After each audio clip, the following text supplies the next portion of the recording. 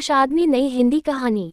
यदि आप मेरी चैनल में नए हो तो मेरी चैनल को सब्सक्राइब करें, शेयर करें और लाइक करें। धन्यवाद। एक बार की बात है, एक राजा था। राजा की एक बेटी थी, बहुत सुंदर, बहुत बुद्धिमान, बहुत विनम्र, लेकिन बहुत दुखी।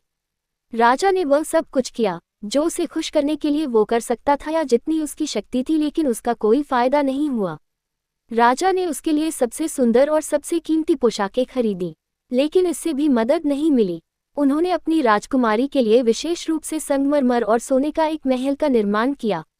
सब व्यर्थ। राजकुमारी अभी भी दुखी थी। दुखी राजा ने अपने राज्य में करों को बढ़ाया और उसके लिए नए उपहार खरीदे। राजा ने सबसे अच्छे डॉक्टरों को बुलाया, लेकिन उसके दुख का इलाज नहीं हो सका। आखिरकार राजा ने एक बुद्धिमान व्यक्ति से मिलने का फैसला किया, और बुद्धिमान व्यक्ति ने निम्नलिखित सलाह की पेशकश की। आपकी बेटी को एक खुशहाल आदमी की शर्ट पहननी होगी और ऐसा करने से वह स्वस्थ और खुश हो जाएगी। राजा ने ऐसे व्यक्ति को खोजने और अपनी बेटी के लिए उसकी शर्ट लाने का फैसला किया। उन्होंने एक किसान के रूप में कपड़े पहने और अपना भेष बदला।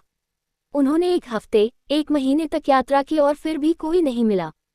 सभी लोग चिंतित या दुखी थे या दोनों। राजा हार मानने वाला था। एक दिन एक खेत में टहलते हुए उसने देखा कि किसान गेहूं की कटाई कर रहे हैं। सूरज चमक रहा था और शायद इसीलिए उन्होंने शर्ट नहीं पहनी थी।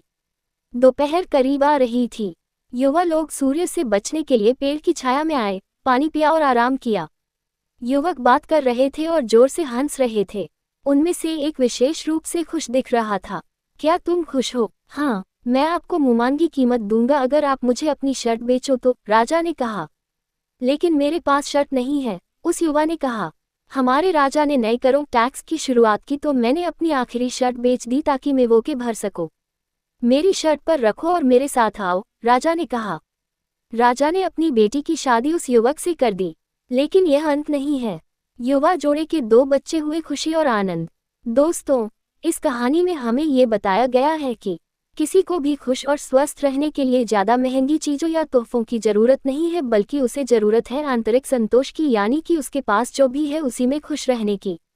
पूरी कहानी सुनने के लिए धन्यवाद।